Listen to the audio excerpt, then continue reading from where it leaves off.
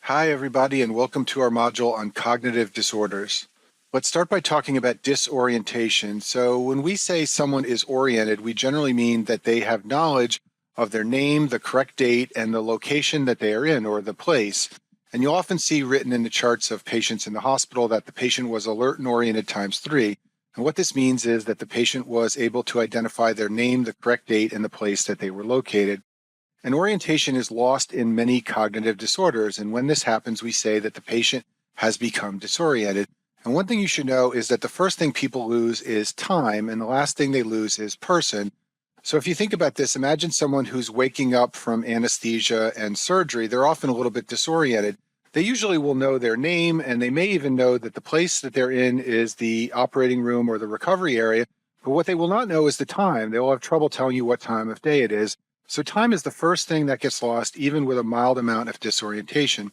In order to forget your own name and not know who you are, you have to be severely disoriented. So that's the last thing to be lost.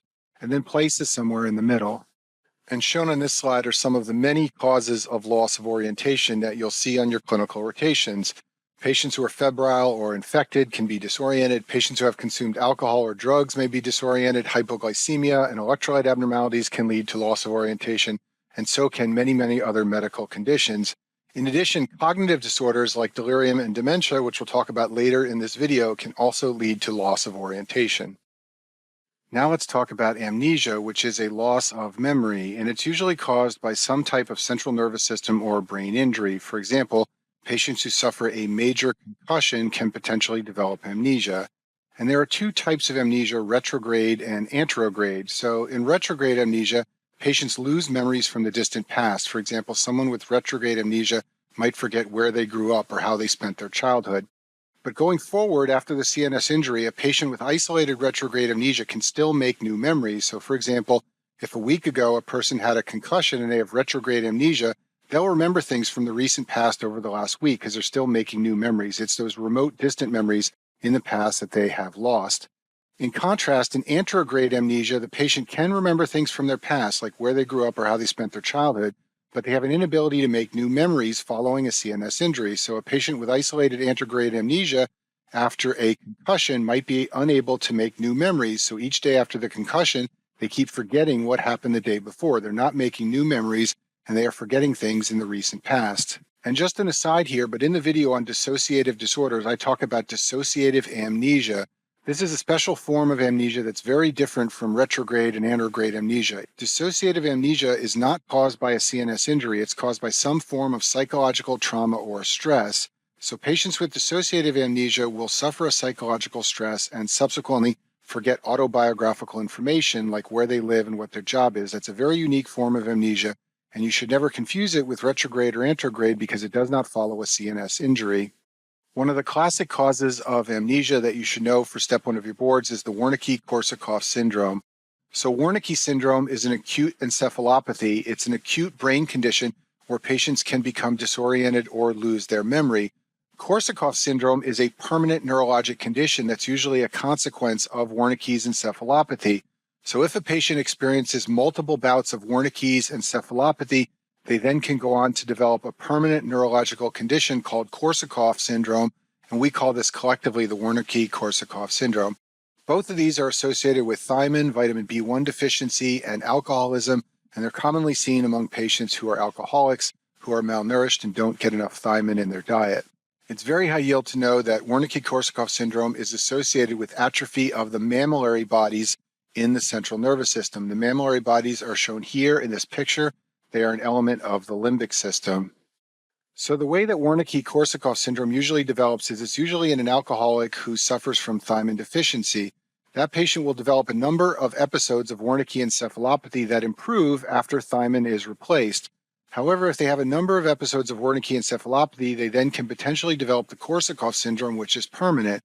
And once they develop the Korsakoff syndrome, they will have the clinical features shown on this slide. First of all, patients with the Korsakoff syndrome classically confabulate. This means that they make things up because they have amnesia and they can't remember facts about their life. So they don't remember what they did yesterday or last month, so they make up a story.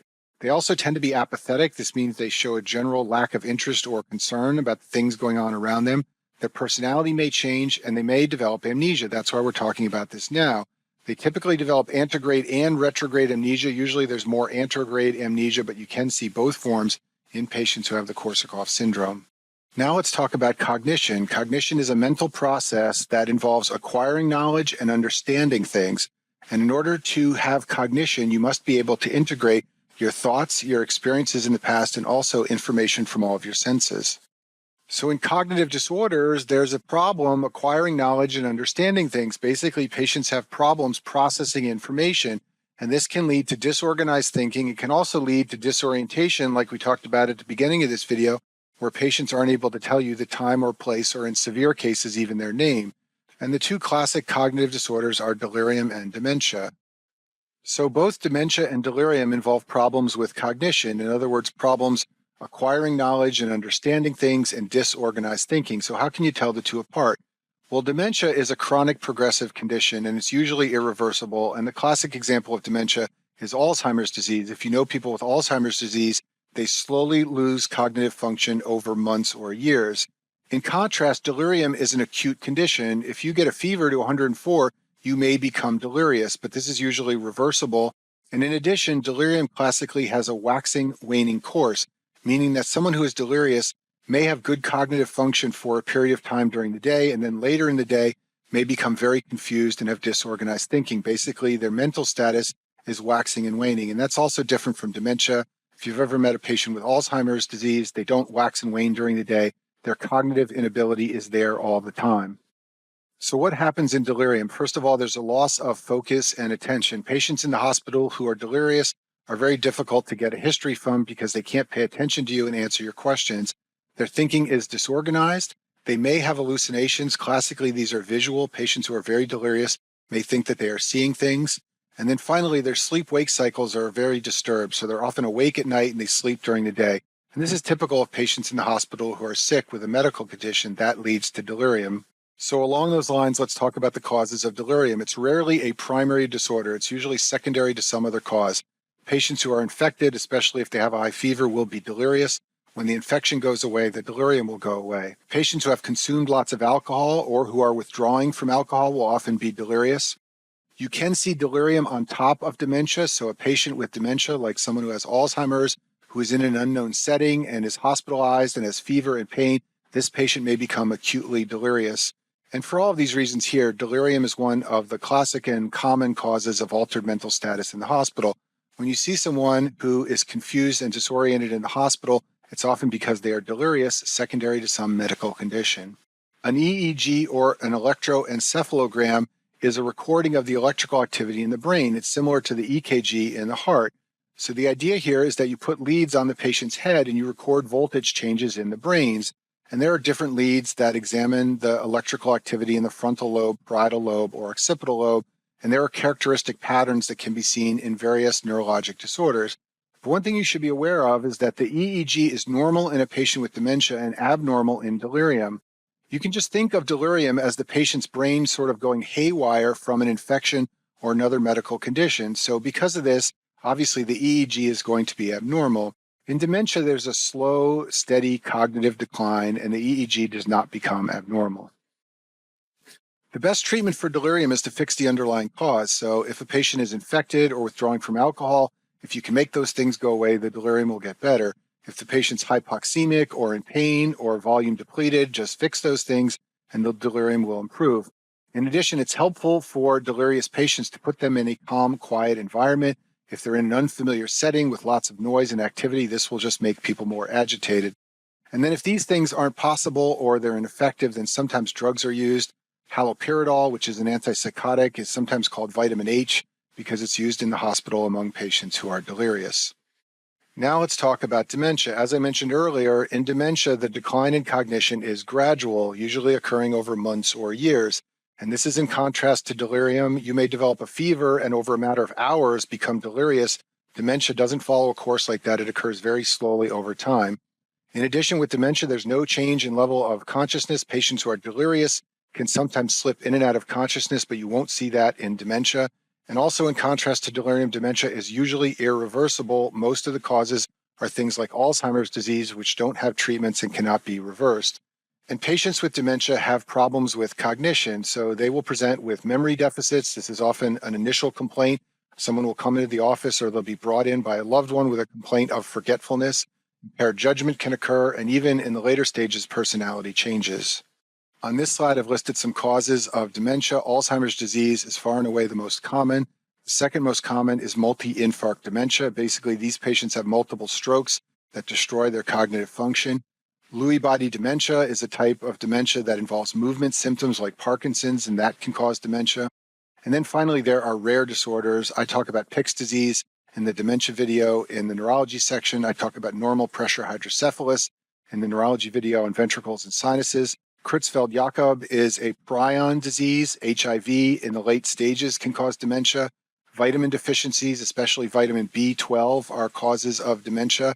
And then finally, Wilson's disease, which is a copper storage disease, also classically leads to dementia. I'll finish with this slide and briefly mention the workup for new onset dementia. So patients who develop dementia often come to see their doctor. The patient may come his or herself and complain of memory problems, or more often they're brought in by a family member who says that my loved one is starting to forget things and get confused. So what type of testing should be done? Well, first of all, it's been well described in the literature that lots of screening and testing is low yield. So these people in general don't need MRIs and a big complicated workup. There are a small number of treatable causes of dementia, and those are the things you should look for and exclude. Remember, as I said before, most patients will have Alzheimer's or multi-infarct dementia, and those disorders are not treatable. So what are some of the treatable causes of dementia? Well, first of all, depression can present with dementia-like complaints. A patient who is lethargic and lacks interest in things and seems confused may be depressed, and you need a screen for that. Hypothyroidism can also lead to dementia-like symptoms, so a TSH is often checked. Beyond these two things, most testing is low yield, and it's only done if there's a special reason. So neurosyphilis can lead to dementia. If you have a reason to suspect that, you could check a RPR. Vitamin deficiencies like B12 can lead to dementia, so a B12 level is sometimes checked, and the same is true of HIV. If there's a reason to suspect HIV, you can test for that. And that concludes our video on cognitive disorders.